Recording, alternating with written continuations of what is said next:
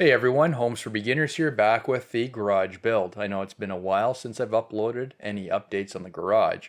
If you haven't seen my previous video with the ground and foundation work, please check it out. I'm sorry for the massive delay on the updates. Sadly, partway through building the garage, my mom had passed away.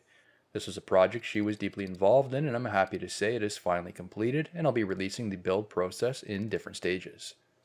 Before moving on to the wall, the anchors will need to be straightened. For this, a level was used. It's checked from two sides. You can install a nut and hit the side of the nut with a hammer. Instead, I used a nylon-faced hammer to hit the anchors over on the threads. This won't cause any damage. This will make it easier for installing the wall and marking out the holes on the bottom plate. Stakes were cut for bracing to hold the walls in place. The walls need bracing to keep everything plumb before the trusses are installed. The walls will be a 2x4 construction. The ceiling height will be 9 feet. All the framing is cut to size for the walls. The bottom plate is pressure treated as it's closest to the concrete and the lowest part of the wall, making it a higher risk for moisture exposure. The bottom plate is then cut to size. I'm trying to make any horizontal boards as long as possible for maximum structural integrity. It's aligned with its position so I can mark out the anchor holes. The anchor holes are then drilled.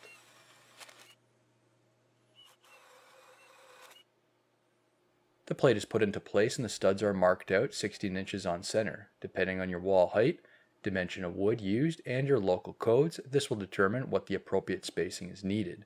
This is done for the full length of the wall, even with the door cut out. After the studs are cut, then they're sorted by eye, determining their crown. All studs are crowned in the same direction, so you're not left with a wavy wall. The studs are then placed in the same direction based on their crown. All the studs are then nailed into place, based on the code requirements for fastener size. I find pre-making the corners first before they get fastened into the bottom plate is easier. They get nails about every 14 inches. The corner is done in such a way where I can get insulation in here after if needed, and the perpendicular wall has a spot to fasten to. Once the corner is done, this will be referred to as a 3-stud corner. Finally is nailing the corner into place. The longest walls will go up first, and finally the ends will be done, which are the shorter walls. A stud can potentially end up on an anchor bolt. For this, I notched out the bottom so I'm able to install the nut and washer for the anchor bolts. This is then finished up with a handsaw. 2 studs are nailed together in order to maintain that strong structural integrity. The studs may not be fully aligned as the wood tends to twist. In order to maintain them being even when nailed together, quick grip clamps are used to align them. Next is nailing the king and jack studs for the one side of the door opening.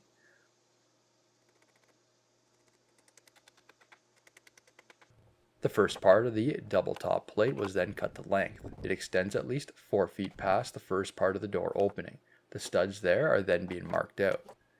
This is then nailed into place. The second half of the wall is also marked out for the studs. The studs are then sorted and everything is nailed into place. The corner is also made for the rear using the same process. Finally, it's fastened into place at the rear of the wall.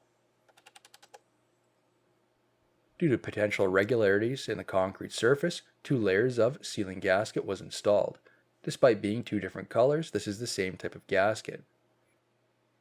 These are stapled into place to hold them in for temporarily until the wall is positioned and finally dropped into place.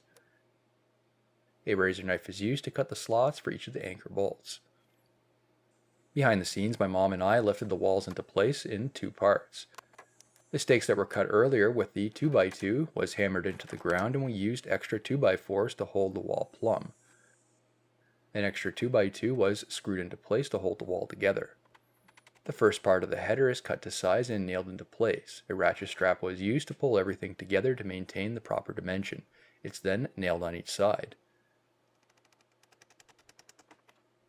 2 2x6s are nailed together for additional part of the header.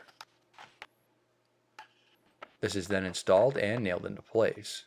It's made flush with the outside part of the wall. After that, another 2x4 is placed on the top and then nailed into place. Continuing on to the other walls, first was marking out and drilling those holes for the sill plate. This is all done all the way around. This continued onto the front wall too. Now I was building the framework around the garage door opening. All the boards were cut to length and then the jack studs were screwed together. I used a mixture of clamps to help pull the boards together and then everything is screwed into place. The same is done for the opposite side.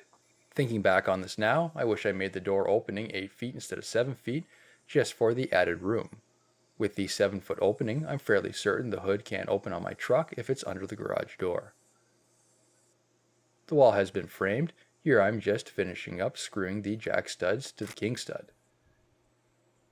You can see the bottom plate of the header is already in place, then a built-up header will span over the opening. That king stud was checked for the appropriate measurement and then it was nailed into place. Finally is making a double header to span across the opening. The king studs were pulled together using a ratchet strap. The ratchet straps are definitely an extra step, but this garage is a personal project, so we wanted to make sure everything is done right and it's well built. Using two 2x10s, these are nailed together at every 16 inches. After that, clamps are used to hold it into place. It's flush with the outside of the wall and then it's fastened into place. Before raising the wall, the double sill gasket was stapled into place. This wall was then put into place. This was by far the most top heavy with the header in place, so we installed a stopper block on the outside edge to keep the wall from falling over to the other side. As you can see, there is a corner brace at the top, then a diagonal brace to keep the wall plumb in both directions. I used a ratchet strap to pull it towards the trailer to plumb the wall. The corner of the wall is then screwed into place about every 12 inches.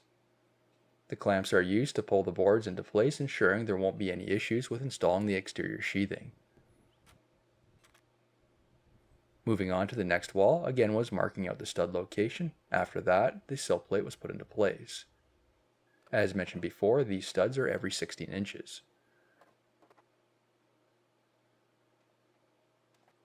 Once in place, the stud spacing was marked out at the top plate and finally it was nailed into place. This wall was made into 2 sections, so each section was raised on its own, and then everything is connected together once it's in place. The top plate overlaps well past the bottom plate, so the joints are staggered and this maximizes the strength of the wall. For the back wall, the ratchet straps were used to pull the side walls together for the proper measurement and then it was built. A second layer of top plate was then installed. This extends on top of the outer walls, so the joints are overlapped to ensure the wall is the strongest. I've been using F-clamps quite a bit to hold everything in place and put the boards together. Again, an extra step like the ratchet straps, but worth it. The top plate continues on the top of the whole perimeter of the garage. All the joints are being staggered from the first layer of the top plate. As a final step for the framing was installing girts. This increased the structural stability of the wall and it's placed somewhere in the center of the wall height. I placed these in the same dimension from the bottom and the top of the wall, alternating between the studs. The measurement was based on the length of insulation batting, so there's less cutting if we do decide to insulate the garage. They were screwed into place. Once done, here's what the framing looks like. Each of the walls were plumbed up. You can see the extra bracing to hold everything together, and this will be removed once the sheathing has been installed. There will be a small window at the rear wall. This will provide some natural light, ventilation, doesn't mess with wall space, but is high enough where it provides security. This far wall has no windows or doors. The garage door is off to one side, so I'm able to have space to work when vehicles are inside. If you found this video helpful, please don't forget to give it a like and drop a comment below. Don't forget to subscribe to my channel for more home DIY videos. Thank you for watching.